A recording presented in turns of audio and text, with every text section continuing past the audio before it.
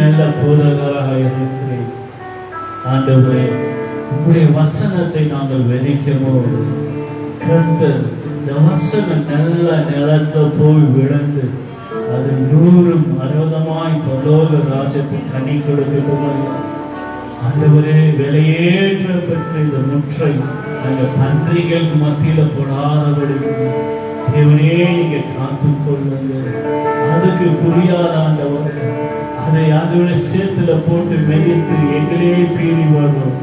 ஆகினால நாங்கள் போடுகிற இந்த அப்பா வசனமான நல்ல நிலத்துல விளட்டும். இதை கேட்டுக்கொண்டிருக்கிற இருதயங்கள் திறக்கப்படட்டும்.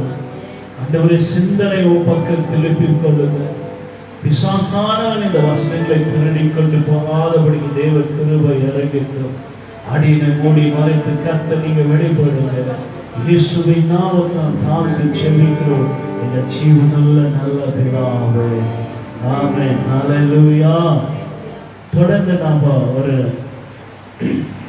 3 வாரமாக தேவ ராஜ்யத்தின் காரியத்தை குறித்து ஊமைகளை, தேவ ராஜ்யத்தின் ஊமைகளை குறித்து நாம் வேதத்திலிருந்து நம்ம சில காரியங்களை பார்த்து கொண்டு வருகிறோம். பிரியமான தேவச்சனமே, இன்னைக்கு ஆதாரமாக அந்த ஊமைக்கு ஆதாரமாக சங்கீதம் 78ஆம் அதிகாரம் 1-2 வசனங்களை வாசிக்கும் போது இங்க கர்த்தர் இயேசு கிறிஸ்துவை குறித்து, அதாவது சங்கீதம் பகுதியில் ஒரு காரியத்தை சொல்றாங்க. அதை வாசித்து நாம் தொடர்ந்து நம்ம செய்திக்குள் கடந்து செல்வோம். சங்கீதம் 78ஆம் அதிகாரம் 1-2 வசனத்தை வாசிக்கலாம். என் ஜனங்களே என் உபதேசத்தை கர்த்தர் என்று சொல்லுகிற ஒரு வார்த்தை. என் ஜனங்களே என் உபதேசத்தை கேளுங்க. என் வாயின் வசனங்களுக்கு உங்க செவிகளை சாயுங்க. இப்போ ஆண்டவராகிய கர்த்தர் சங்கீதக்காரன் மூலியமாக என்ன சொல்கிறார்? என் ஜனங்களே எனக்கு செவி கொடுங்க, கேளுங்க வசனத்தை. 2வது வசனத்தை வாசிப்போம். எப்படி திருப்பாரா? ஊமைகளாக, மறைப்பொருளாக என் வாயை திறப்பேன். அல்லேலூயா. ஆகினால் தான் கர்த்தராகிய இயேசு ஊமைகளாக நம்மோடு பேசுகிறார். அவருடைய வாயை ஊமையினால திறக்கிறேன். அல்லேலூயா. வாசிப்போம். எதுக்காக அவர் பேசுகிறார்னா, பூர்வ காலத்தின் மறைப்பொருள்களை வெளிப்படுத்தும்படியாக, பரலோக ராஜ்யத்தின் ரகசியங்களை வெளிப்படுத்தும்படியாக, ஜனங்க எளிதாக சீக்கிரமாய் புரிந்து கொள்ளும்படியாக ஊமைகளாக கதை வடிவில் அவர் மறைப்பொருளாக பேசுகிறவராக இருக்கிறார். அல்லேலூயா. ஆமென். அந்த 2வது வசனம் முடிஞ்சிச்சுங்களா?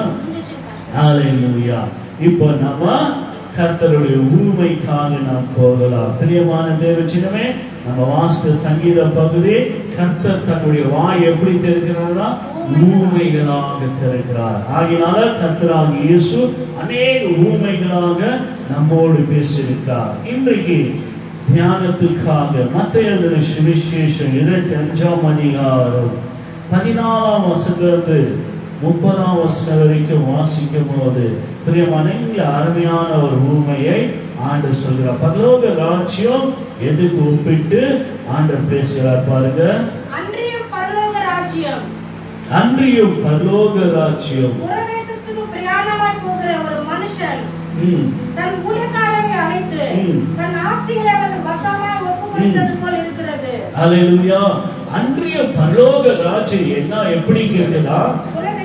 புரதேசத்துக்கு போகிற ஒரு மனுஷனுக்கு தன் ஊழியக்காரனை அழைத்து தன் ஆஸ்திகளை வசமாய் ஒப்பு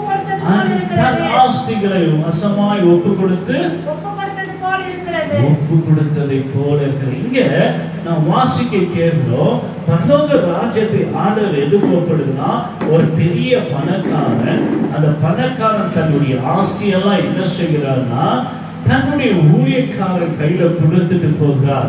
இது பார்த்துக்கோங்கப்பா, நான் தூர தேசத்துக்கு போகிறேன், நான் திரும்பி வருவேன். வரும்போது உங்ககிட்ட நான் கொடுத்த அந்த ஆஸ்திகளை, நான் கொடுத்த அந்த காரியங்களை உங்களிடத்தில் நான் கணக்கு கேட்பேன். பரலோக ராஜ்யம் எப்படிப்பட்டதா இருக்குன்னா கணக்கு கேட்கிறதா இருக்குது. ஆண்டவர் நமக்கு கையில் கொடுக்கிற ஒவ்வொரு காரியத்துக்கும் அவர் கணக்கு கேட்கிறவரா இருக்கிறார். அல்லேலூயா. ஒவ்வொரு காரியத்துக்கும் அவர் நம்மோடு கணக்கு கேட்கிறவரா இருக்கா. பரலோக ராஜ்யம் எப்படிப்பட்டதுன்னா, ஒரு பணக்காரன் ஒரு தன் ஆஸ்தியெல்லாம் தன்னுடைய வேலைக்காரன் கையில ஒப்பு கொடுத்து நான் தூர தேசத்துக்கு போயிட்டு மீண்டும் வருவேன். அதை போல இருக்கிறது. வந்த எஜமான் வாசிக்க தொடர்ந்து அப்படியே அவன் அவனுக்கு திறமைக்கு தக்கதாக ஒருவனிடத்தில் 5 தாலந்தும்,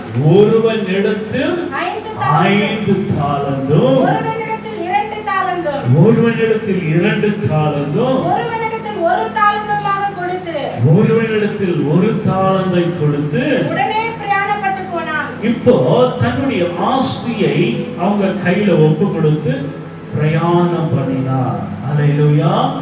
நாம் புதிய ஏற்பாட்டில் இயேசு கிறிஸ்துவை குறித்து வாசிக்கும் போது தன்னுடைய சீஷர்களை அழைத்து அவர் என்ன செய்கிறார், எல்லோரையும் ஆசீர்வதித்து அவங்க சமாதானத்தை கூறி, இத்தனை நாள் நான் உங்களோடு ஊழியம் செய்தேன், இப்ப நான் பிதாவின் வீட்டுக்கு போகிறேன், தொடர்ந்து இந்த ஊழியத்தை நீங்க செய்ய என்று அவங்க கையில ஊழியத்தை கொடுத்துட்டு ஆண்டவர் பரலோகத்துக்கு ஏறி போனார். அல்லேலூயா. ஆகினால் தான் பேதுருவை பார்த்து ஆண்டவர் சொல்றார், என்னை நேசிக்கிறாயா, என்னை நேசிக்கிறாயா என்று 3 முறை கேட்கும் போது அவன் துக்கப்பட்டு சொல்கிறான், ஆண்டவரே நான் உன்னை நேசிக்கிறேன், ஆனாலும் ஆண்டவரை நீங்க எல்லாம் அறிந்திருக்கீங்க. அப்படி சொன்ன போது ஆண்டு சொல்றா, என் ஆடுகளை மேய்த்துக்கொள், என் ஆடை நீ மேய்ப்பாயாக. அது கர்த்தன என் ஜனங்களை நீ மேய்ப்பாயாக. இப்போ இந்த எஜமான், இந்த இயேசு என்ன செய்கிறார், தன்னுடைய ஆஸ்தியை தன்னுடைய வேலைக்காரன் கையில கொடுத்துட்டு போகிறார். அல்லேலூயா. அவர் மீண்டும் வருவார், அவர் நம்மகிட்ட கணக்கு கேட்பார். அல்லேலூயா. பேதுரு அப்போஸ்தலர் நாட்களெல்லாம் முடிந்த போது இந்த அப்போஸ்தலர்கள் என்ன பண்ணாங்க, தன்னை கீழே இருக்கிற ஊழியக்கார கையில அந்த ஊழியத்தை ஒப்பு கொடுத்துட்டு அவங்க தேவனுடைய ராஜ்யத்துக்கு போயிட்டாங்க. அல்லேலூயா. இப்பொழுது அந்த வேலை யார்கிட்டனா உன்கிட்ட என்கிட்ட ஆண்டவர் கொடுத்திருக்கிறார். அல்லேலூயா. உன்கிட்டயும் என்கிட்டயும் ஆண்டவர் அந்த வேலையை கொடுத்தபடினால அந்த வேலை எப்படிப்பட்டதுன்னா, அவன் திறமைக்கு தக்கதாக ஒருவனுக்கு 5 தாலந்து, இன்னொருவனுக்கு 2 தாலந்து, ஒருவனுக்கு 1 தாலந்து. தாலந்தை கொடுக்கிறது எதைனா, ஆண்டவர் நம்ம கொடுத்திருக்கிற ஊழியம், கிருபை, தயவு, வரம், இப்படிப்பட்ட காரியங்களை இந்த தாலந்து குறிக்கிறது. இதை நாம் என்ன செய்யணும்னா பெருக செய்யணும். அல்லேலூயா. தொடர்ந்து நாம் வாசிப்போம். 5 தாலந்தை வாங்கினவன் போய் அவைகளை கொண்டு வியாபாரம் பண்ணி வேறு 5 தாலந்தை சம்பாதித்தான். 5 தாலந்தை ஆண்டவர் ஒருத்தருக்கு 5 கிருபை, 5 வரத்தை, 5 காரியத்தை அவன் கையில கொடுத்தவன் அவன் என்ன செய்யறான், அதை வைத்து பெருக செய்கிறான், மல்டிப்ளிகேஷன் செய்கிறான், அதை பெருக செய்கிறான், அதை வியாபாரம் செய்து அதை பெருக செய்கிறார். தேவனுடைய ராஜ்யம் இருக்கிற இடத்துல இல்ல, அது வளர்கிறதா இருக்கிறது. அல்லேலூயா. உங்களுக்குள்ள இருக்கிற வரங்கள், கிருபைகள், அந்நிய பாஷை எல்லாத்தையும் நீங்க என்ன செய்யணும்னா பெருக செய்ய முயற்சி செய்யணும். அல்லேலூயா.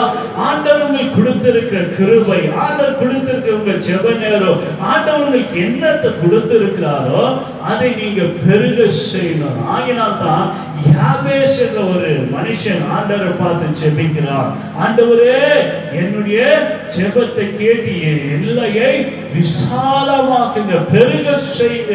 அல்லேலூயா. பிரியமான தேவச்சனமே, ஆகினால் கிறிஸ்துவ வாழ்க்கை என்பது ஒரே இடத்துல, ஒரே அபிஷேகத்துல, ஒரே கிருபையில இருக்கிற வாழ்க்கையில அந்த அபிஷேகத்தை, அந்த வல்லமையை ஆண்டவர் கொடுத்தவங்களுக்கு தாளந்தை நீங்க தான் அதை 5 தாளந்தை 10 தாளந்தாய் மாற்றணும். அல்லேலூயா, மாற்றணும். இதெல்லாம் தேவனுடைய ராஜ்யம் அடங்கி இருக்குது. பிரியமானவர்களே, உங்களுக்கு கொடுத்த கிருபை, உங்களுக்கு கொடுத்த அந்த அபிஷேகத்தை நீங்க என்ன செய்யணும்? நாளுக்கு நாள் அது புதுப்பிக்கணும், நாளுக்கு நாள் அதில் வளரணும் என்று விரும்பணும். அல்லேலூயா. 2 தாளந்து வாங்கினவன் வாசிங்க. அப்படியே 2 தாளந்தை வாங்கினவனோ வேறு 2 தாளந்தை சம்பாதித்தான். இந்த 5ம் 2ம் என்ன செய்யறாங்கன்னா வேற காரியங்களை அவங்க சம்பாதிக்கிறாங்க. 5 வாங்கினவன் 10 சம்பாதிக்கிறான், 2 வாங்கினவன் 4 சம்பாதிக்கிறான். ஆனா இந்த 1 தாளந்து வாங்கினவன் பாருங்க, எஜமான் வந்து கேட்கும் போது என்ன சொல்றான் வாசிங்க. 1 தாளந்தை வாங்கினவனோ போய் நிலத்தை தோண்டி தன்னுடைய எஜமான் கொடுத்த அந்த பணத்தை புதைத்து வைத்தான். இன்னைக்கு கிறிஸ்துவ வாழ்க்கையில இதுதான் நடந்து கொண்டு இருக்கிறது. அல்லேலூயா. ஆண்டவர் உங்களை எதுக்கு அளித்தார்னா நீங்க பெருகமாக பெருக்கி வாழ வேண்டும் என்றே ஆண்டவர் அழைக்கிறார். ஆனா ஆண்டவர் நமக்கு ஏதோ ஒரு வகையில ஏதோ ஒரு கிருபை கொடுத்திருப்பார். பாடல் பாட, சண்டே கிளாஸ் நடத்த, ஜெபிக்க, வேதத்தை வாசிக்க ஒரு கிருபை, ஒரு தாளந்தை இல்லாதபடிக்கு ஆண்டவர் நம்மளை சிருஷ்டிக்கல. அல்லேலூயா.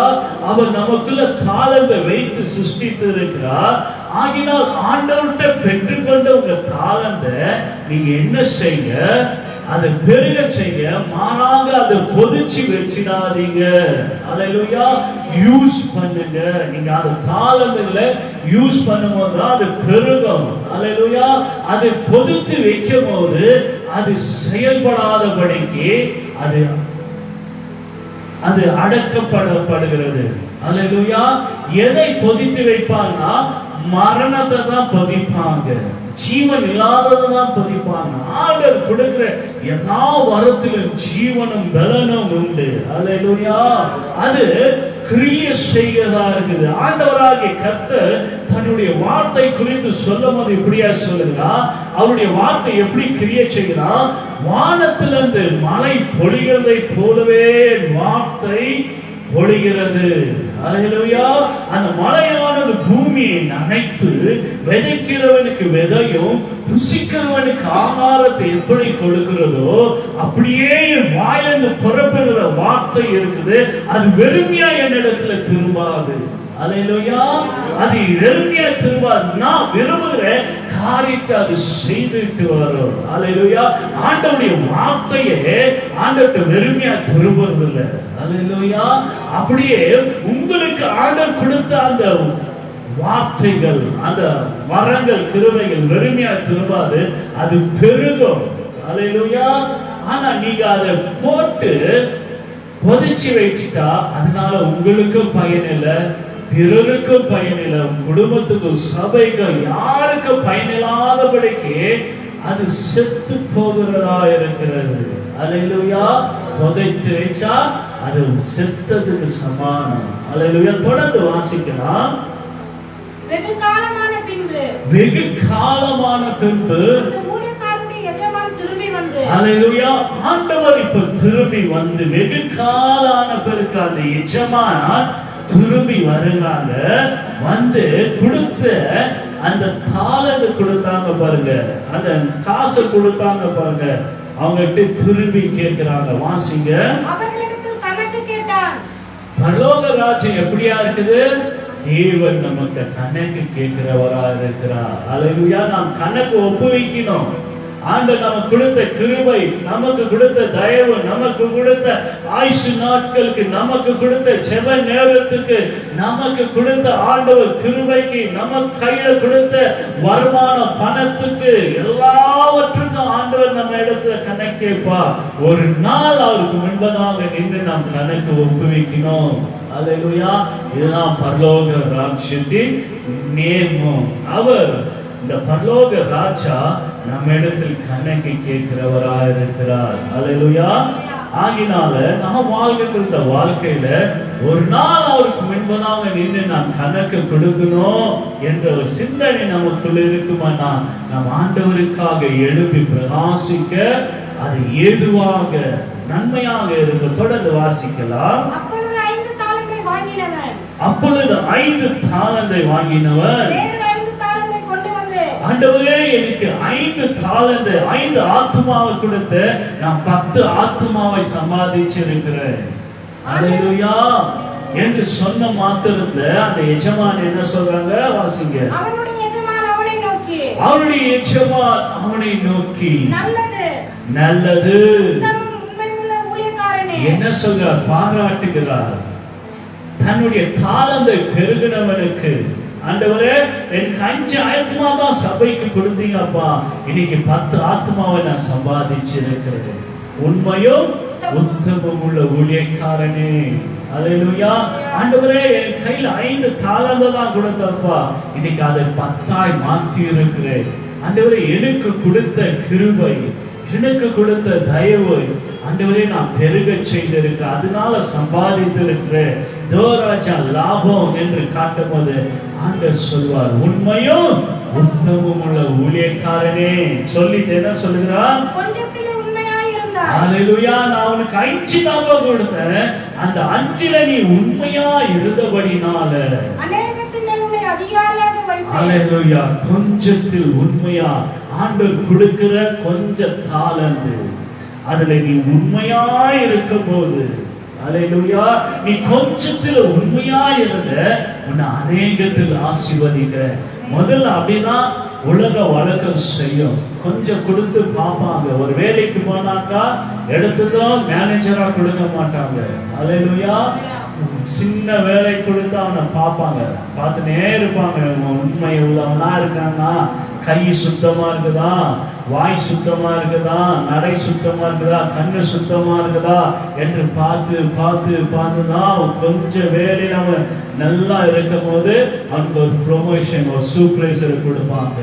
அது அந்த வேலையிலும் அவன் உண்மையா உத்தமமா இருக்கும் போது அவனுக்கு மேனேஜர் பதவி கொடுப்பாங்க. அந்த வேலையில அவன் உத்தமமா உண்மையா இருக்கும் போது அந்த மேனேஜர்ல இருந்து உயர்ந்த பதவி அல்லேலூயா கொடுப்பாங்க. இப்படிதான் கம்பெனியும் செய்கிறது. அல்லேலூயா. கம்பெனியும் உண்மையை எதிர்பார்க்கிறது. அல்லேலூயா. கொஞ்சத்தில் உண்மை உள்ளவன். இந்த உலகத்தில் இருக்கிறவனே அப்படி உண்மையை எதிர்பார்க்கும் போது பரலோக தேவன் நம்ம கையில கொடுத்த இந்த தாளந்துல நாம் உண்மையாக உத்தமமா இருக்கணும்னு எதிர்பார்க்காம இருப்பாரா? ஆகினால்தான் நீ கொஞ்சத்துல உண்மையா இருந்து அநேக ஆசீர்வாதத்தினால உன்னை மேன்மைப்படுத்துவேன். வாசிக்க. எஜமானுடைய சந்தோஷத்துக்குள் பிரவேசி. நீ கொஞ்சத்தில் உண்மையா இருந்தபடினால உன் எஜமானுடைய சந்தோஷத்துக்கு பிரவேசி. அப்படியே தொடர்ந்து வாசிங்க. 2 தாலந்தை வாங்கினவன் வந்து ஆண்டவனே என்னிடத்தில் ஒப்புவித்தீரே, அவைகளை கொண்டு இதோ வேறு 2 தாலந்தை சம்பாதித்தேன் என்றார். அவனுடைய எஜமான் அவனை நோக்கி நல்லது உத்தமமும் உண்மை உள்ள ஊழியக்காரனே, கொஞ்சத்திலே உண்மையாய் இருந்தார், அநேகத்தின் மேல் உன்னை அதிகாரியாய் வைப்பேன். எஜமானுடைய சந்தோஷத்திற்குள் பிரவேசி. ஆமென். எஜமானுடைய சந்தோஷத்தில் பிரவேசி. ஆனா இந்த ஒரு தாளந்து வாங்கினவனை குறித்து நான் வாசிப்போம்.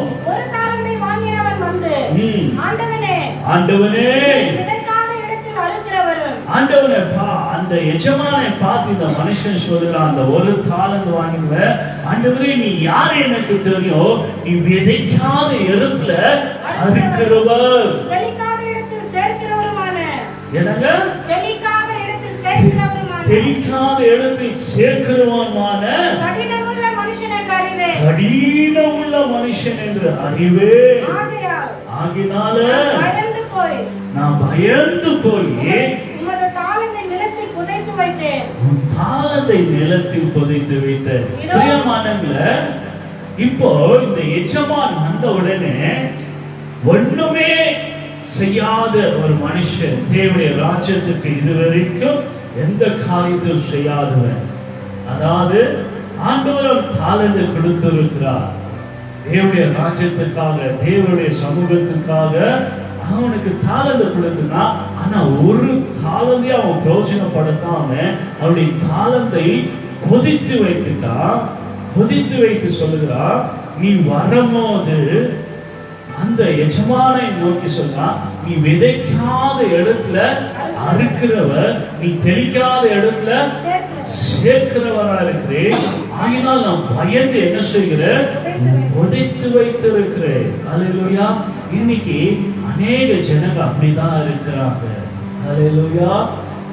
ஏன் நம்ம ஊழியம் செய்யணும், ஏன் போய் நம்ம மாட்டிக்கணும், நமக்கு ஏன் இந்த பிரச்சனை, ஏன் இந்த காரியம்லாம் நமக்கு ஊழியம் செய்கிற பாடுக பெரிய பாடு. நம்ம நன்மை செய்தா நமக்கு விரோதமா தான் இந்த ஜனங்க செய்வாங்க. நான் ஊழியம் செய்த காட்டிலும் ஞாயிற்றுக்கிழமை சபைக்கு போனா, தசமமாக கொடுத்தனா, காணிக்கை செலுத்தினா, இதோடைய என் காரியம் முடிந்தது, அவ்வளவுதான், இனி அடுத்த சண்டே தான் பார்க்கணும். இப்படிப்பட்டவங்க தான் தன்னுடைய தாளந்தை பொதித்து வைக்கிறவங்க.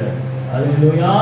எஜமான் வருவார். வரும்போது நம்ம கண்ணை கேட்பார், உன்கிட்ட கொடுத்தானப்பா, என்ன செய்த தேவனுடைய ராஜ்யத்துக்காக, நீ என்ன செய்த தேவனுடைய ராஜ்யத்துக்காக என்று கேட்கும் போது அப்போ இப்படிப்பட்ட பதில் தான் நாம் சொல்லுவோம். அல்லேலூயா. பிரியமானவர்களே, உன் வாய் சொல்லும்படியே நான் உன்னை தீர்க்கட்டும் என்று சொல்லி அந்த எஜமான் அவனை பார்த்து சொல்றாங்க. வாசிங்க. அவருடைய எஜமான் பிரதியுத்தரமாக, யார் இவர்? பொல்லாதவனும் சாக்கு போக்கு சொல்கிற சோம்பலமான ஊழியக்காரன். ஆண்டவர் கொடுத்த கிருபையை அசட்டை பண்ணுகிறவர், ஆண்டவருடைய ராஜ்யத்தை அசட்டை பண்ணுகிறவர், ஆண்டவர் கொடுத்திருக்காத தாளந்தை, அந்த கிருபையை அசட்டை பண்ணி பூமியில பொதித்து வைக்கிற பொல்லாத சோபலமான ஊழியக்காரன் அவர். அல்லேலூயா. இன்னைக்கு விசுவாசிங்க ஊழியக்காரங்க இப்படிதான் மாறி போயிட்டாங்க. அல்லேலூயா. பிரியமானவர்களே, அப்படிப்பட்டவங்களை ஆண்டவர் என்ன செய்கிறாரு? வாசிங்க. அப்படியே, நான் விதைக்காத இடத்தில் அறுக்கிறவன் என்றும், நான் விதைக்காத இடத்தில் அறுக்கிறவன் என்றும், தெளிக்காத இடத்தில் சேர்க்கிறவனும் என்று அறிந்திருக்கிறேன். அப்படியானால் பணத்தை காசுக்காரர் வசத்தில் போட்டு வைக்க வேண்டியதாக இருந்தது. அல்லேலூயா. முட்டாளே, நான் இப்படிப்பட்ட கடினம் உள்ள உயிரியம் உள்ளவன் தெரியுதானே, நான் உனக்கு கொடுத்த அந்த காசை எடுத்துட்டு போய் நீ பேங்க்ல போட்டு இருந்தா நான் வரும்போது என்ன செய்வேன்? அந்த பேங்க் எனக்கு வட்டி கொடுத்து இருக்காடா. சும்மா பொதிச்சு வச்சு உனக்கும் பிரோஜனம் இல்லை, தேவனுடைய ராஜ்யத்துக்கும் பிரோஜனம் இல்லை. அல்லேலூயா. உனக்கு கொடுத்த தாளந்து வேஸ்டா பண்ணி நேரத்தை கெடுத்துட்டியே பொல்லாத ஊழியக்காரனே. காசு கடையில வைத்திருந்தா நான் வரும்போது அது வட்டியாவது வாங்கி கொண்டே இருப்பேன். அல்லேலூயா. பிரியமான தேவச்சனமே, காசு கடைனா பேங்க் தான் காசு கடை. அல்லேலூயா. ஆண்டவர் சொல்லுகிறார், நான் கொடுத்த அந்த தாளந்தை, நான் கொடுத்த அந்த ஒரு காசு எடுத்து போய் பேங்க்ல டெபாசிட் பண்ணிட்டுனா அந்த பேங்க்குக்காரனாவது அதை பெருக செய்து எனக்கு வட்டி கொடுத்துருந்துப்பா. சோம்பலான ஊழியக்காரனை சொல்லி அவன்கிட்ட இருக்கிற அந்த ஒரு தாளந்தை பிடிங்கி கொள்கிறார். வாசிங்க. அவன்கிட்ட இருக்கிற தாளந்தை எடுத்து 10 தாளந்தோடு கொடுங்க. அல்லேலூயா. உள்ளதவன் அவனுக்கு கொடுக்க பண்ணி அதை பெருக செய்கிறவங்கள தான் பரலோக ராஜ்யம் என்ன பண்ணுகிறதா இருக்கிறது. அல்லேலூயா. இப்போ இந்த இடத்துல நான் பார்க்கிறோம், ஆண்டவரே அவன்கிட்ட தான் இல்லையே, அந்த ஒரு தாளந்தான் விட்டுலாமே, அவன் அதை வச்சு பொழிச்சுக்கிட்டோம். அவன் ஆண்டவர் சொல்றா, அவன் கொடுத்து பார்த்தாச்சு, நேரம் கொடுத்து பார்த்தாச்சு, அவனுக்கு எல்லா தருணமும் கொடுத்து பார்த்தாச்சு, அவன் அந்த ஒரு தாளத்தை பொதிச்சு வச்சுட்டான்பா. அதனால அவனுக்கு இனி அவன் செய்யவும் மாட்டான். அவன் சோம்பரியான ஊழியக்காரனா இருக்கிறபடினா அவன்கிட்ட இருக்கிற ஒரு தாளந்தை பிடுங்கி கொள்ளுங்க. அல்லேலூயா. அவன்கிட்ட வாங்குங்க. நாம் சோம்பலா அசதியா இருக்கும் போது நம்முடைய அபிஷேகத்தையும் வல்லமையும் கிருபையும் அந்நிய பாஷையும் வேத வசனத்தையும் மனதால் படித்து செபிக்கிற அந்த வரலாம் எழுந்து போவோம். அல்லேலூயா. நமக்கு பிடுங்கப்படும். பிடுங்கி யார்கிட்ட கொடுக்கப்படனா அதிகமா ஜெபிக்கிறவன், அதிகமா வேத வாசிக்கிறவன் கையில, அதிகமா ஆண்டவருக்காக ஒழிக்கிற கையில கொடுக்கப்படும். அவன்கிட்ட கொடுத்தா இப்போ 5 தாளந்து உள்ளவன் 6 தாளந்தாய் மாறினான். இந்த 6 தாளந்து வைக்கிறவன் அவன் 12ஆ மாற்ற முடியும். அல்லேலூயா. ஆகினால பரலோக ராஜ்யம் என்ன செய்யும்னா நம்ம கிட்ட கொடுத்த அந்த பொறுப்புகளை கணக்கு கேட்கிறதா இருக்குது. நாம் கணக்கு ஒப்புவிக்கிறவர்களாக இருக்கிறோம் என்று நாம் அறிய வேண்டும். அல்லேலூயா. இரண்டாவது ஊமைக்கு நாம் போகலாம். முதல் ஊமை கணக்கு கேட்கிற எஜமான். அல்லேலூயா. நமக்கு எப்பொழுதும் கணக்கு கேட்க அவர் வருவார். நம்ம ஆயத்தமா இருக்கணும், கணக்கு ஒப்புவிக்கணும். இரண்டாவது ஊமையானது மத்தேயு 18ஆம் அதிகாரத்துக்கு திரும்பி கொள்ளுங்க. 23ஆம் வசனத்திலிருந்து 35ஆம் வசனம் வரைக்கும். எப்படி எனில் பரலோக ராஜ்யம் கணக்கு பார்க்க வேண்டும் என்றிருந்தார். அல்லேலூயா. இங்க கூட பரலோக ராஜ்யம் எதுக்கு குறிப்பிடுகிறார்னா தன்னுடைய ஊழியக்காரன் இடத்தில் கணக்கு கேட்கிறதுக்கு ஒரு ராஜாவுக்கு ஒப்பா இருக்கிறது. ராஜாவுக்கு ஒப்பா. பரலோக ராஜ்யம் எதுக்கு ஒப்பா இருக்குது? கணக்கு கேட்கிற நமக்கு கொடுத்த அந்த பொறுப்புகளுடைய கணக்கை கேட்கிறதுக்கு ஒப்பா இருக்குது. பரலோக ராஜ்யம் ஒரு ராஜா தன்னுடைய ஊழியக்காரர்கிட்ட கணக்கு கேட்கிறதா இருக்கிறது. தொடர்ந்து வாசிங்க. என்ன கேட்கிறாருன்னு பாருங்க. அவன் கணக்கு பார்க்க தொடங்கின போது 10,000 தாலந்து கடன்பட்டவன் ஒருவனை அவருக்கு முன்பாக கொண்டு வந்தார்கள். ஒருவனை அவருக்கு முன்பதாக கொண்டு வந்தாங்க. கடனை தீர்க்க அவனுக்கு நிர்வாகம் இல்லாதபடியால் அவனுக்கு நிர்வாகம் இல்லாதபடினால் அவனுடைய ஆண்டவன் அவனையும் அவன் பெண்சாதி பிள்ளைகளையும் அவனுக்கு உண்டான எல்லாவற்றையும் விற்று கடனை தீர்க்கும்படி கட்டளையிட்டான். இங்க இந்த ராஜா என்ன செய்கிறார்? கணக்கு பார்க்கிறார். கணக்கு பார்க்கும்போது தனக்கு யாரெல்லாம் கடன் வாங்கி இருக்கிறாங்க என்று பார்க்கும்போது ஒருவன் 10,000 தாலந்தை அதாவது கடன் பெற்று இருக்கிறான். பெரிய லோன் எடுத்துக்கிறான். அல்லேலூயா. அது செலுத்தாத போது இந்த ராஜா என்ன செய்கிறார்? இந்த எஜமான் என்ன செய்கிறார்? அவன் வீடு எல்லாத்தையும் சீஸ் பண்ணிடுங்கப்பா, கொண்டு வந்துடுங்க. அல்லேலூயா. அவனுக்கு உண்டான ஆஸ்தியெல்லாம் நீங்க என்ன பண்ணுங்க? ஜப்தி போட்டுடுங்க, சீஸ் பண்ணி கொண்டு வந்துடுங்க என்று சொல்லும் போது இந்த மனுஷன் என்ன செய்கிறான்னா அந்த ராஜாவை பார்த்து அந்த எஜமானை பார்த்து கேட்கிறான். வாசிங்க அப்படியே. அப்பொழுது அந்த ஊழியக்காரன் தாழ கீழே விழுந்து பணிந்து, ஆண்டவரே என்னிடத்தில் நீ பொறுமையாயிரு, எல்லாவற்றையும் உனக்கு கொடுத்து தீர்க்கிறேன் என்றார். அந்த ஊழியக்காரனுடைய ஆண்டவன் மனதிறங்கி அவனை விடுதலை பண்ணி கடனை அவனுக்கு மன்னித்து விட்டான். அல்லேலூயா. இப்போ கடன் பெற்றவன் என்ன செய்யணும்? தன்னுடைய எஜமானை நோக்கி, அந்த ராஜாவை நோக்கி தாழ விழுந்து, முகக்குப்புற விழுந்து தாழ விழுந்து, என்னை மன்னிச்சிடுங்க, நான் எல்லாவற்றையும் திரும்பி தடுத்துறேன், எனக்கு இன்னும் கொஞ்சம் நேரத்தை கொடுங்க என்று கேட்கும் போது இந்த ராஜா, இந்த எஜமான் என்ன செய்யணும்னா மனம் இறக்கி அவனை மன்னிச்சிடார். போ போ, இனி நீ காசு கொடுக்காத போ என்று சொல்லி அவனை மன்னிச்சுட்டு அனுப்பிச்சிடார். பெரிய கடன் 10,000 தாலந்து. 10,000 தாலந்து ஒரு 16 லட்சம் தான் வச்சுக்கோமே. 1000 இருக்குது, நம்ம லட்சமா போட்டுக்கோ. அல்லேலூயா. 16 லட்சத்தையும் பேங்க் மன்னிச்சிச்சு. அந்த எஜமான் மன்னிச்சிட்டாரு. போ, நீ கடன் கட்டாத, நீ நல்லா இரு. இப்போ இந்த மனுஷன் போகிற வழியில கடன் பட்டவன் ராஜாவிட்ட மன்னிச்சிட்டாங்களே, அதை மன்னிச்ச அந்த மனுஷன் போகும்போது இவன்கிட்ட ஒருத்த கடன் வாங்கி இருக்கிறான். வாசிங்க அப்படியே. அப்படி இருக்க அந்த ஊழியக்காரன் புறப்பட்டு போகையில் தன்னிடத்தில் 100 வெளிப்பண கடன் பட்டவனாகிய தன் உடன் வேலைக்காரன் ஒருவனை கண்டு அவனை பிடித்து தொண்டையை நிறைத்து நீ பட்ட கடனை எனக்கு கொடுத்து தீர்க்க வேண்டும். இந்த மனுஷன் என்ன செய்யறான்?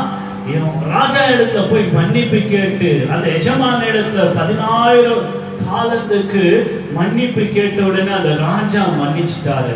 ஆனா வருகிற வழியில இவங்கிட்ட இன்னும் உடன் வேலைக்காரன் அவனோடு சேர்ந்து வேலை செய்கிறவன் ஒரு 100 வெள்ளி பணத்தை அவன் கடன் வாங்கி இருக்கா. அது கொடுக்க முடியாத சமயத்துல என்ன செய்யறான்? அவன் கலந்து பூச்சி நிரப்புறான். எனக்கு கொடுத்தே ஆகணும் இப்போ நீ. அல்லேலூயா. இதை அந்த ராஜாவுக்கு சொல்லப்பட்டது. நீ மன்னிச்சிட்டே இல்லவா? அந்த மனுஷன் போய் இன்னொரு மனுஷனை கலந்து பூச்சி நெருக்கி கொண்டு இருக்கான். தொடர்ந்து வாசிங்க. அவன் காலில் விழுந்து என்னிடத்தில் பொறுமையாயிரும், எல்லாவற்றையும் கொடுத்து தீர்க்கிறேன் என்று அவனை வேண்டிக் கொண்டான். அவனோ சம்மதியாமல் போய் அவன் பட்ட கடனை கொடுத்து தீர்க்கும் அளவும் அவனை போலீஸ் ஸ்டேஷன்ல காவல்ல போட வைத்தார். வாசிங்க.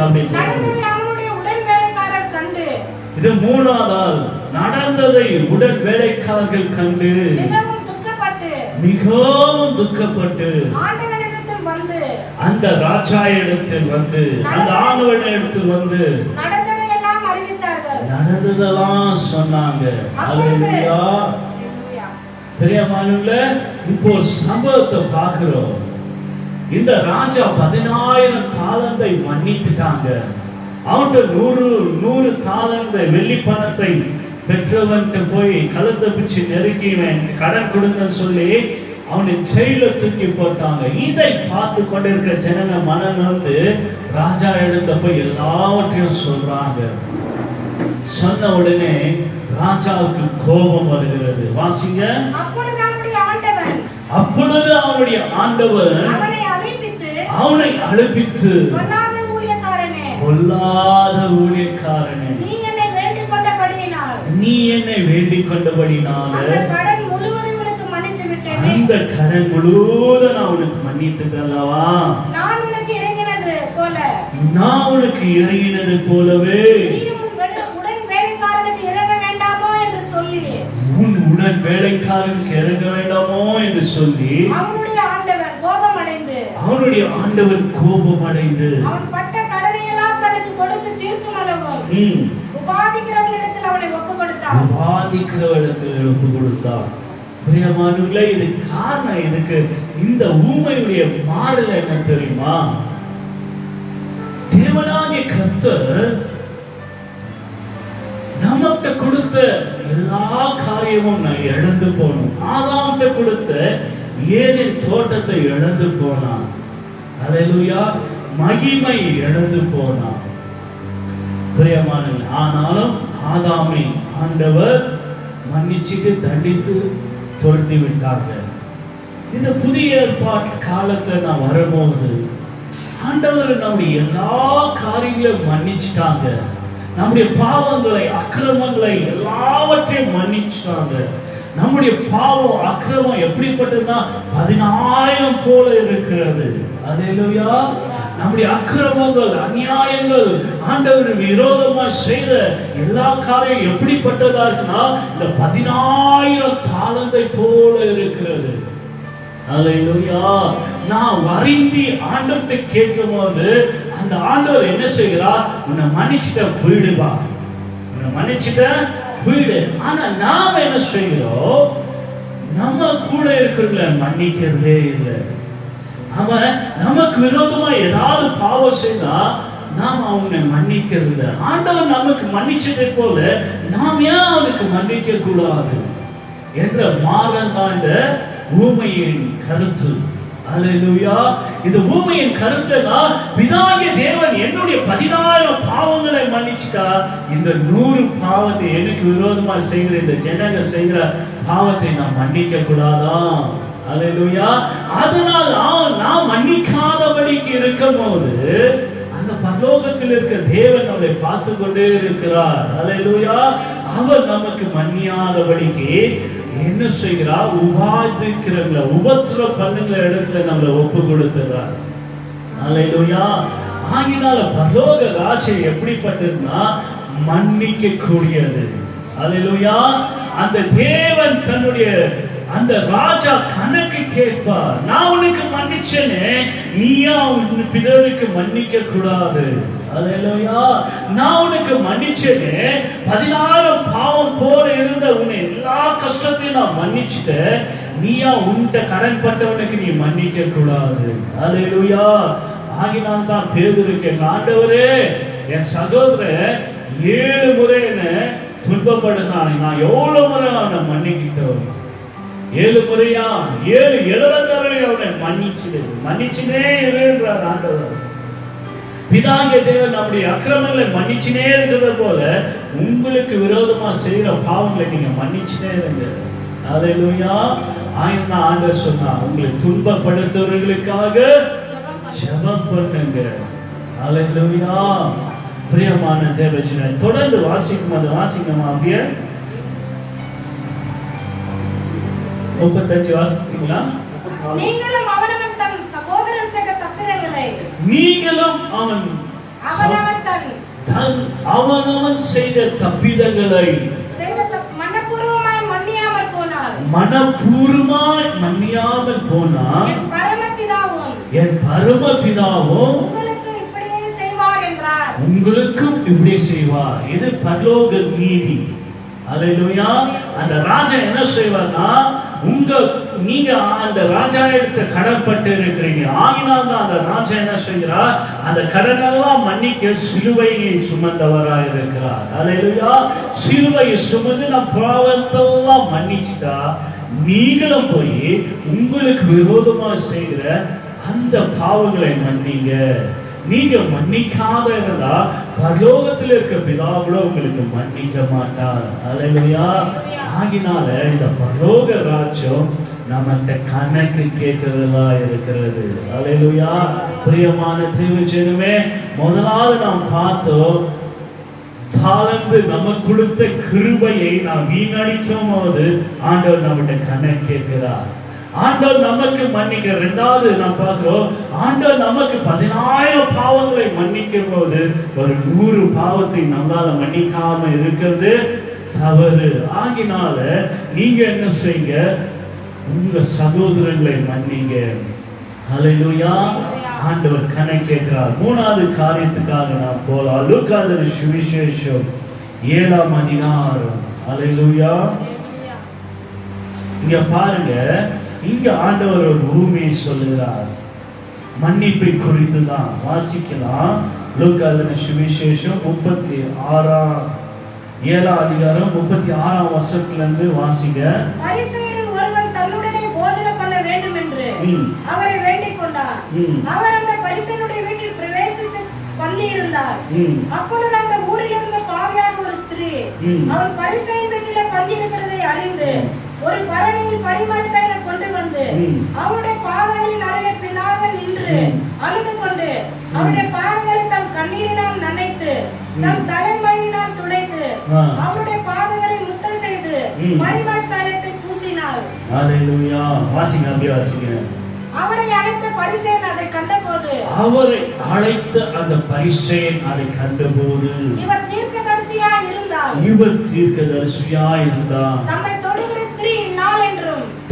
தொடுகிற ஸ்திரீ இன்னார் என்று இப்படிப்பட்டவர்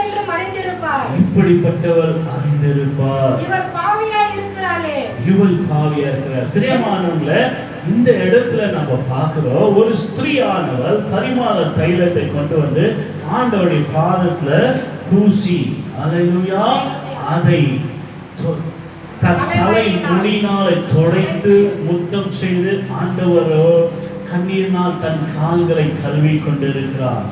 இதை கண்ட பரிசேயன், இதை கண்ட ஒரு மனுஷன், தன் வீட்டுக்கு போஜனத்துக்கு அழைத்த அந்த மனுஷன், இவர் தீர்க்கதரிசியா இருந்தா தன்னை தொடுகிறவள் யார் என்று அறிந்திருப்பார், இவள் பாவியான ஸ்திரீ அல்லவா என்று தன் மனசுல நினைச்சானா. பிரியமான தேவஜனமே, இந்த நினைப்பு ஆண்டவருக்கு தெரிய வந்தது. தெரிய வந்த உடனே ஆண்டவர் அவனுக்கு ஒரு ஊமையை சொல்கிறார்.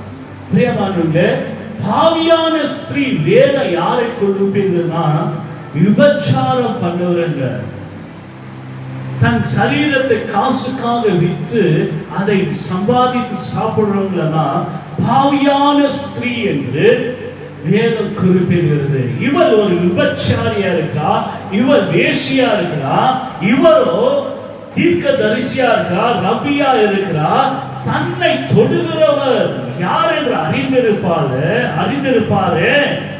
என்று தனக்குள்ள சந்தேகம் வந்த உடனே ஆண்டவர் அவனுக்கு ஒரு ஊமையை கருத்தை சொல்லுகிறார். வாசிங்க, அப்படியே வாசிங்க.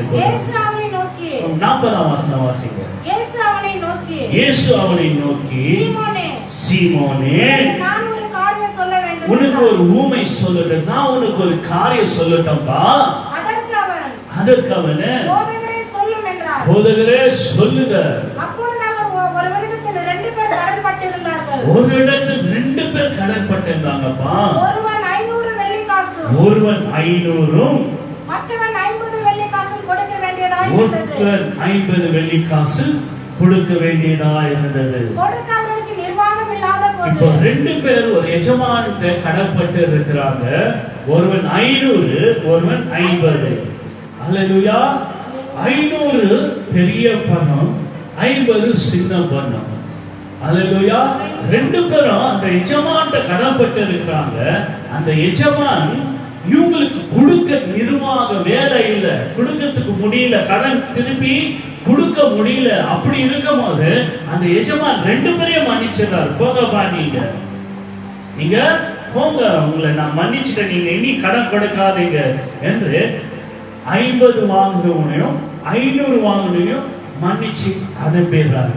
அனுப்பின உடனே இதுல யார் அதிகமா அந்த எஜமான இடத்துக்கு அன்பா இருப்பான் என்று அந்த மனுஷனை கேட்கிறார். வாசிங்க. சீமோன் பிரதித்திரமாக எவனுக்கு அதிகமாய் மன்னித்து விட்டானோ அவனே அதிக அன்பாய் இருப்பான். நீ கரெக்டா சொல்லிட்ட சீமோனே, கரெக்டா நீ பதில் சொல்லிட்ட, இந்த ஊமை கருத்து சொல்லிட்ட. 500 வாங்கினவன் தான் அதிகமாய் அன்பாய் இருப்பான். 50 வாங்கினவன் அதிகமா அன்பாய் இருக்க மாட்டான். அல்லேலூயா. பிரியமான தேவஜனமே, 2 பேரும் எஜமான் மன்னிச்சுட்டாங்க. ஆனா அந்த 500 வாங்கினவன் தான் அதிக அன்பா இருப்பான் அந்த எஜமான இடத்துல. 50 வாங்கினான், 50 காசு தானே வாங்கணும், பரவாயில்ல விடு என்று அன்பா இருக்க மாட்டான். 2 பேரும் மனுஷங்க தான், 2 பேரும் ஆண்டவருடைய பிள்ளைங்க தான், 2 பேரும் கடன் பெற்றவர்கள், 2 பேரையும் ஆண்டவர் மன்னிச்சுட்டாரு. ஆனா இந்த 500 பெற்றவர், அல்லேலூயா, அவர்கிட்ட அதிகமா அன்பா இருப்பார்.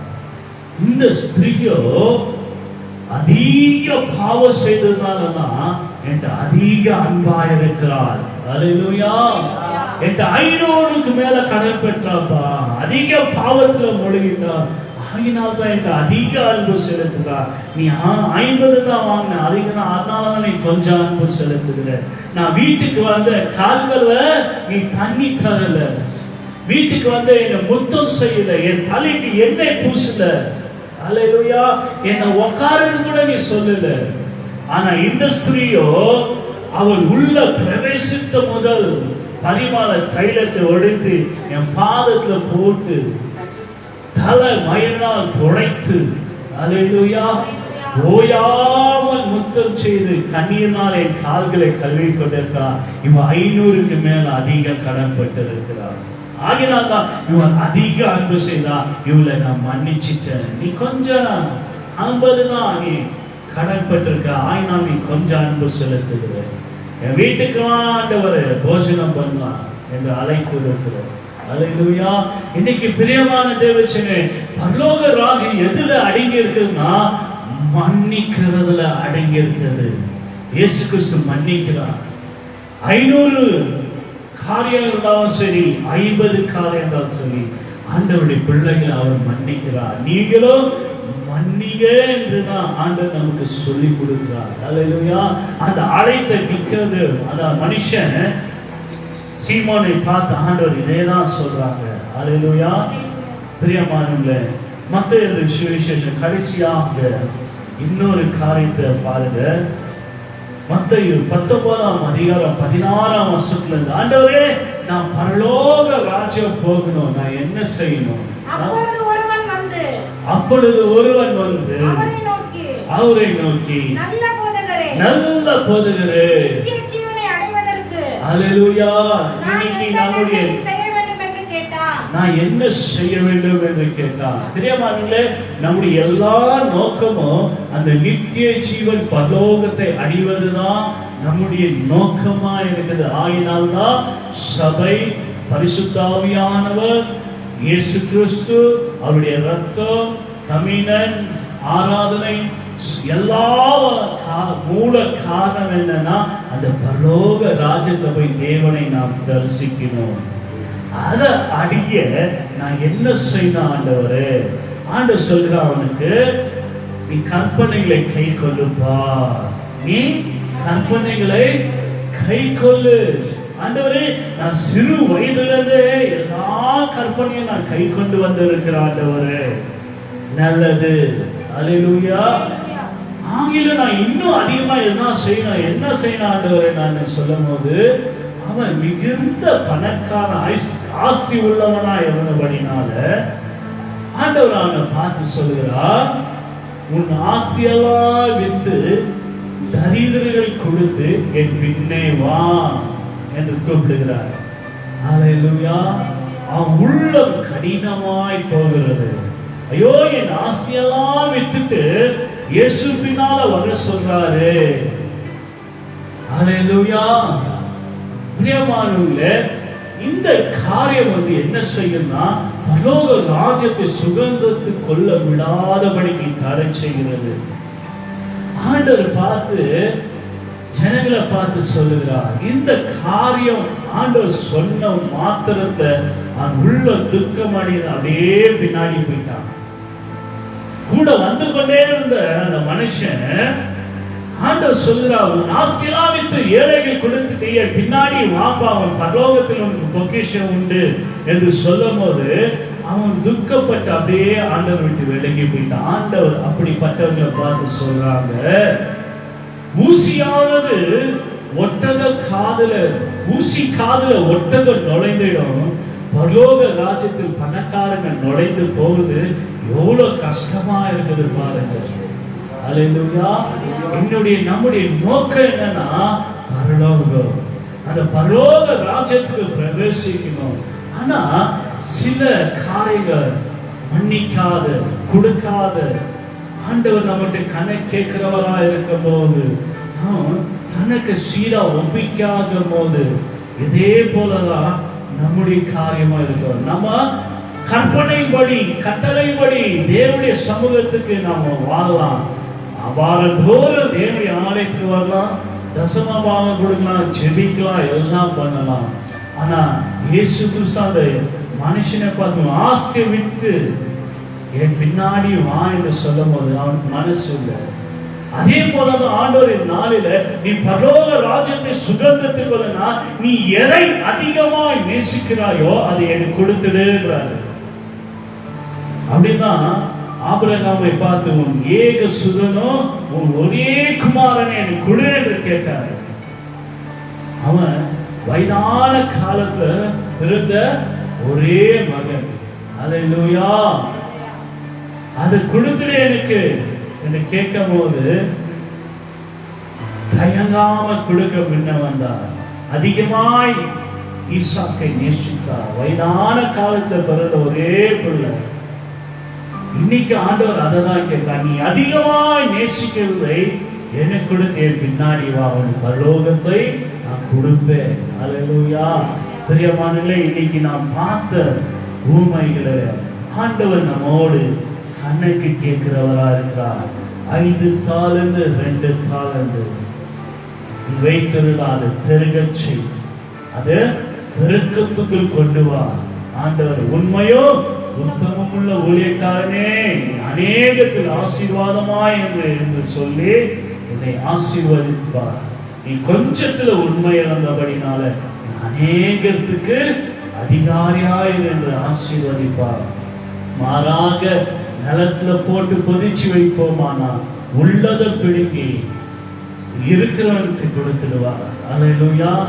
2வது ஊமையில பார்க்கிறோம், நம்முடைய பாவம் 10,000 இருந்தாலும் சரி, அதை பிதாகிய தேவன் மன்னிச்சிட்டார்.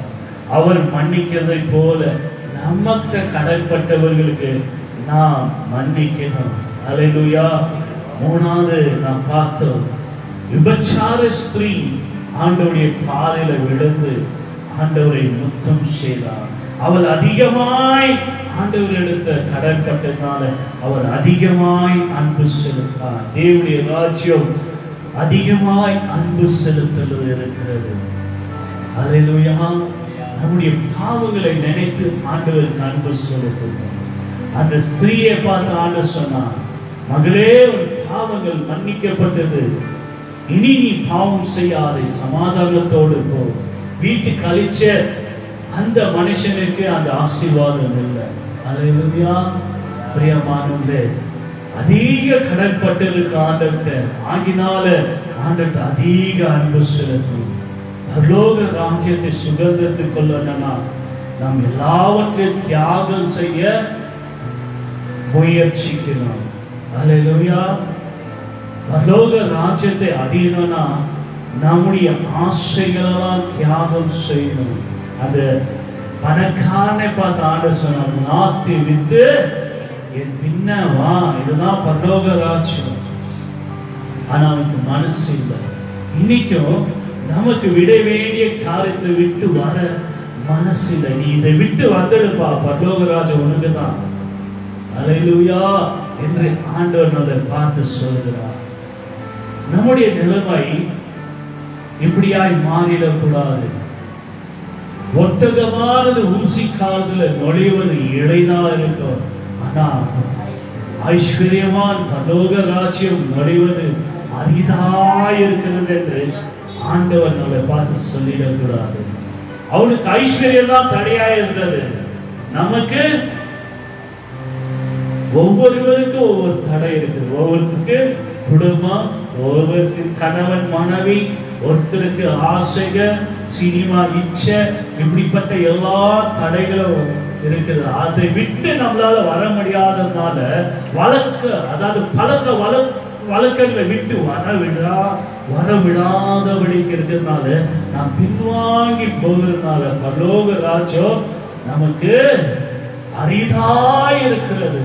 ஆகினால ஆண்டவர் விரும்புகிற காரியத்தை ஆண்டவருக்கு கொடுப்போமானார்.